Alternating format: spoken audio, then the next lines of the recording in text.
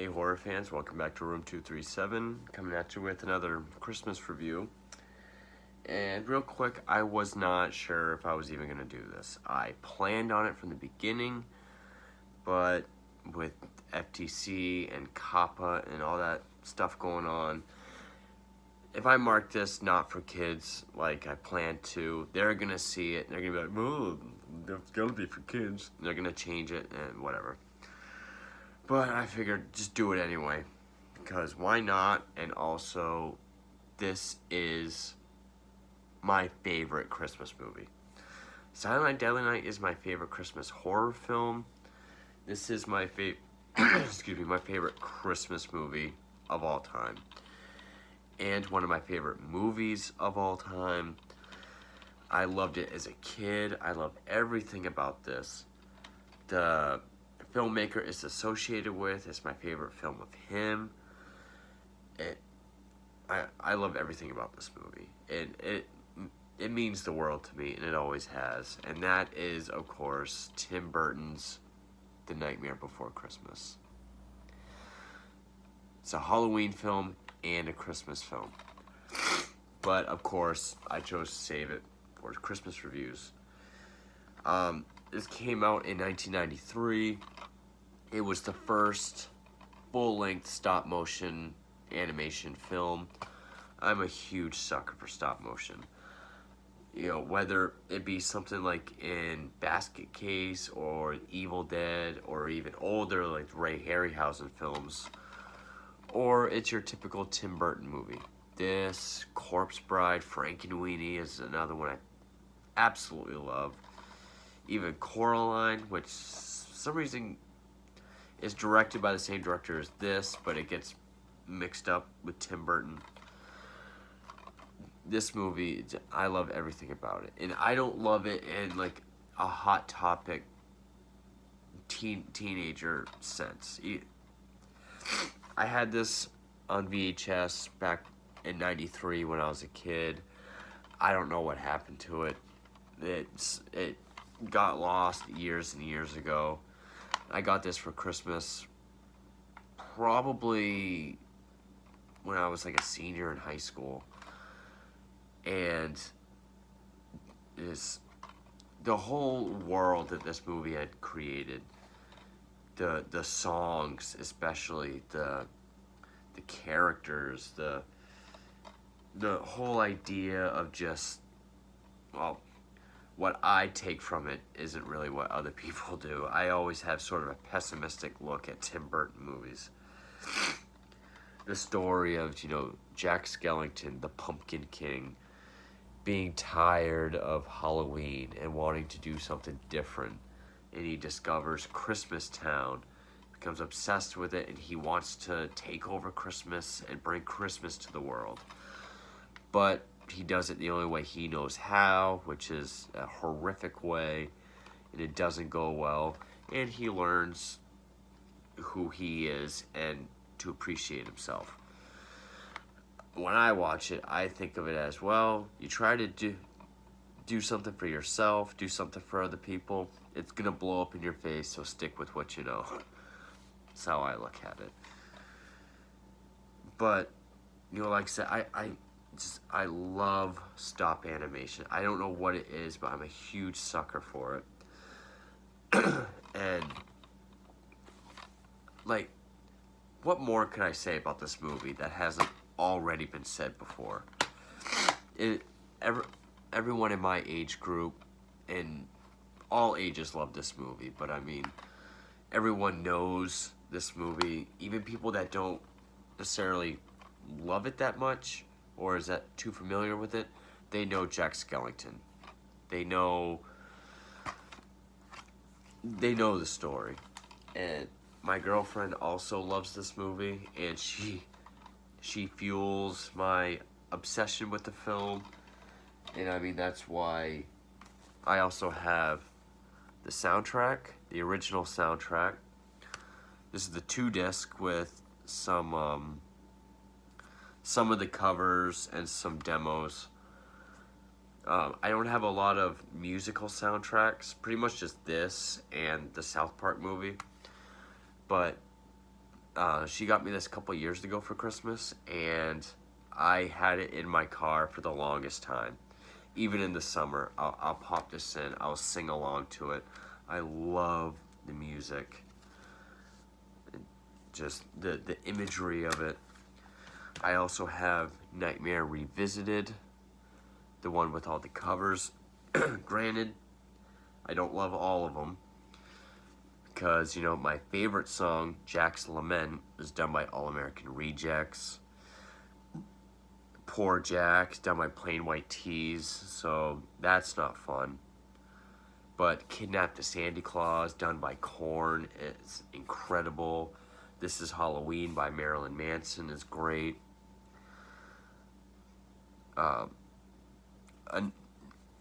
Whenever I'm wrapping Christmas presents, I play the song Making Christmas, the original version, but this one's done by Rise Against.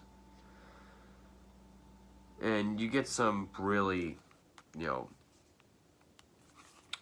experimental types of music with this as well. Another great CD. She also got me this figure of Jack Skellington. It's really fragile, falls apart very easily. Of the same series, she got me this character, but the stand broke. It's ours this time. Then she got me this cute little plush that I keep on my horror shelf. And she bought me this, and this is just absolutely beautiful. It is a wooden plaque of the original cover. Excuse me, of the original cover.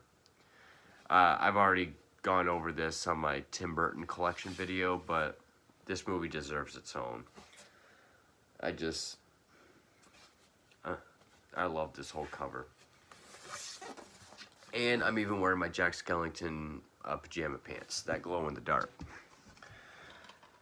But, you know, back to this movie, you have Chris Sarandon voicing Jack Skellington, Danny Elfman doing the singing voice. Other Tim Burton regulars at that time, I mean, Catherine O'Hara voices, you know, Sally. Paul Rubin, Pee Wee Herman himself, voices, is it Shock or Lock? I think it's Shock. Oogie Boogie's boys, he voices the one that's the devil. The guy that played Otho in Beetlejuice, he plays the mayor, which he's happy, but when he's easily upset, his face flips, you know, two-faced politician. The town meeting song, you know, every song has sort of like an uplifting kind of Danny Elfman, Tim Burton sound, but then there's this really just like minor key, just like I love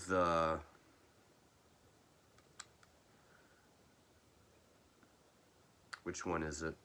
The Christmas Eve montage, where it shows everyone getting their evil gifts and Jack is shot out of the sky.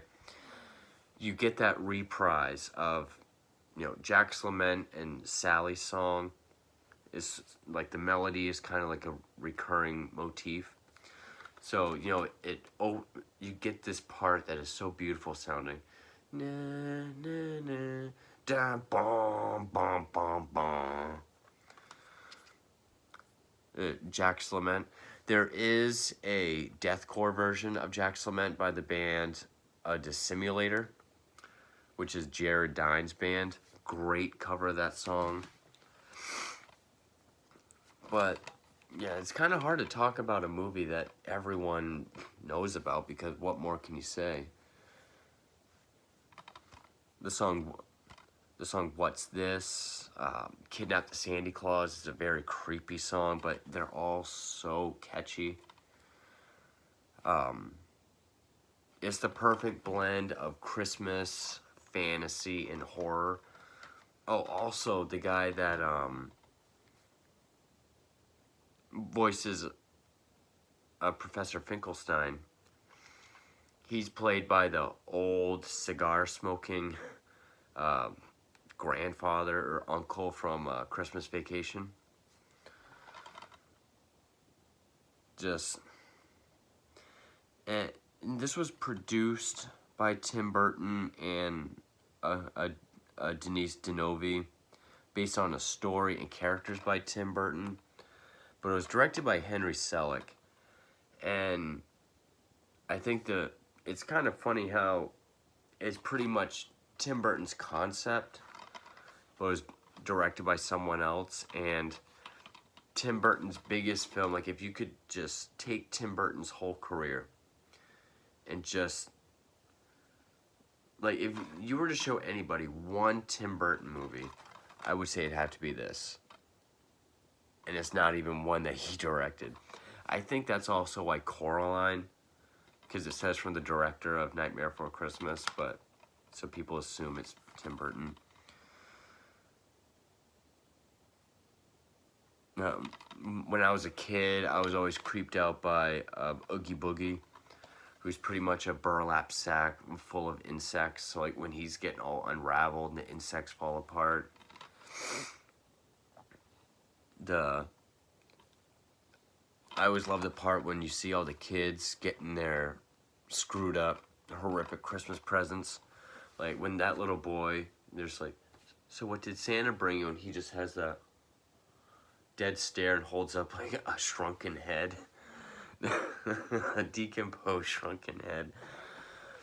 Or the kid that gets the giant snake that's eating the tree, or the big fat kid that's chased by the evil Jack in the Box, the old lady with the killer wreath, the two kids that are chased by their toys. It's the only thing I would say that is confusing about this film is it opens up, which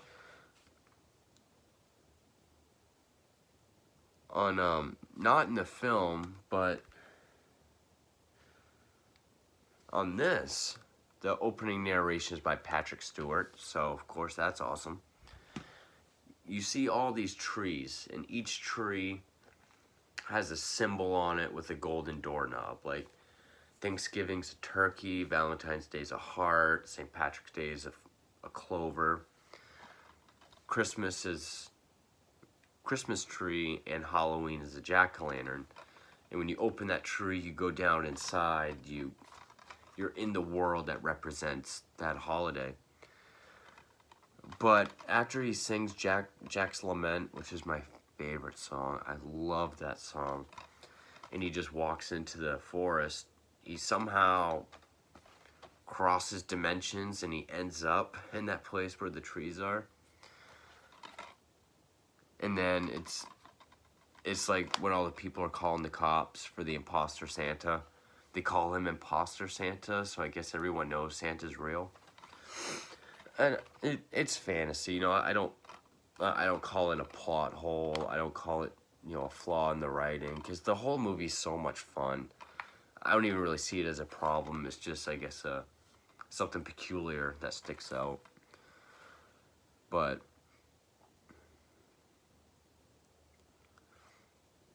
and like I love the song and the imagery, because it really shows you what this world is about.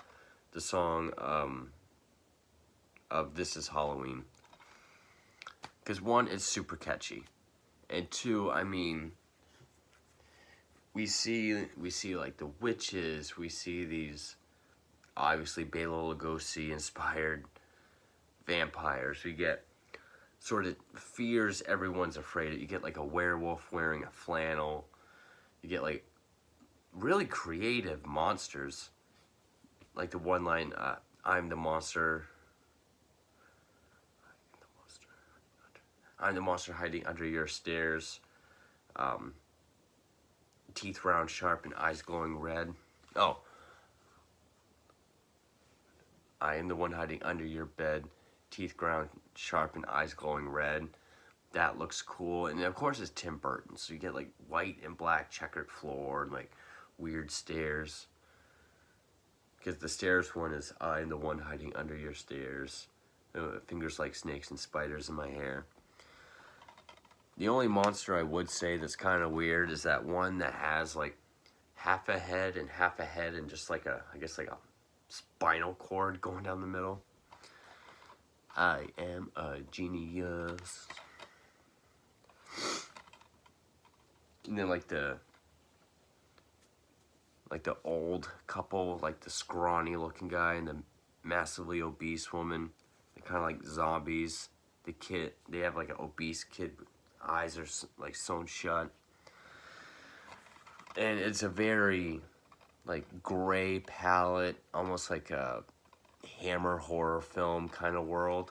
But then when you get to Christmas Town, it's so vibrantly colored. It's, you know, it's so imaginative, and I can't see a movie like this being done in any other, like, I can't see this in like a 2D cartoon kind of Disney way, or like a newer Disney or Illumination kind of animation, the 3D CGI. I can't see any of that. I guess there's been talks for a sequel for years. Kind of like Ghostbusters, it's lightning in a bottle. But, you know, this is one of my favorite films of all time. I mean, I am a fan of musicals also. You know, I love Sweeney Todd. I like, you know, the South Park movie. Not Grease, but, you know, this, I love all the songs on this. I always call it Poor Old Jack, but after he's been shot down from the sky. Sally's song, actually sung by Catherine O'Hara from Beetlejuice. I love all his experiments when he's trying to figure out the secret to Christmas. Just, I can just go on and on about this movie. And it's a movie like, yeah, I play Making Christmas while I'm wrapping Christmas presents. But if I'm like cleaning the house or I'm driving, or I can just find a song and just play it. Like, I love the music, especially Jack's Lament. It's probably my favorite score by Danny Elfman. Maybe even more than the Batman score, and I know that's blasphemous, but you know, he did do Edward Scissorhands and Beetlejuice before this for Tim Burton, and I love the Beetlejuice score too. Live action Beetlejuice is my favorite Tim Burton film, but this one is overall.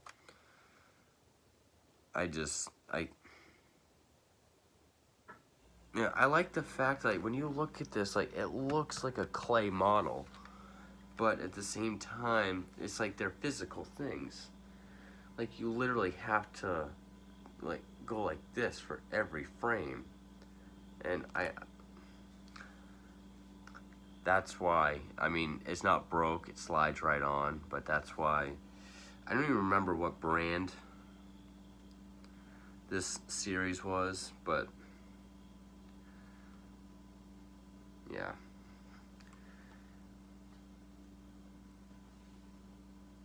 I mean, I could just talk about this movie nonstop, but and I know I talked more about the horror aspects of it, but I don't know, just I absolutely love this movie to death. And I know when I have kids, like, this is gonna be amongst the Christmas classics that I pass on to them, like Boris Karloff, Grinch, or Charlie Brown, because I relate to Charlie Brown because life sucks. But, you know, as a horror fan, I love the Halloween horror aspect of it, but it does have a Christmassy message. It blends them both perfectly. It's the perfect movie it's really the only one I can think of that you can watch on both, you know, polar opposite holidays. Just, to me, it's a perfect movie. It is a perfect animated film. It's a perfect musical. It's just perfect. And when I think of Christmas, this is what I think of. Along with Silent Night, Deadly Night and stuff, but like, I think of Nightmare Before Christmas. Just favorite Christmas movie ever. And I love it to death so much. But anyway, thank you for watching.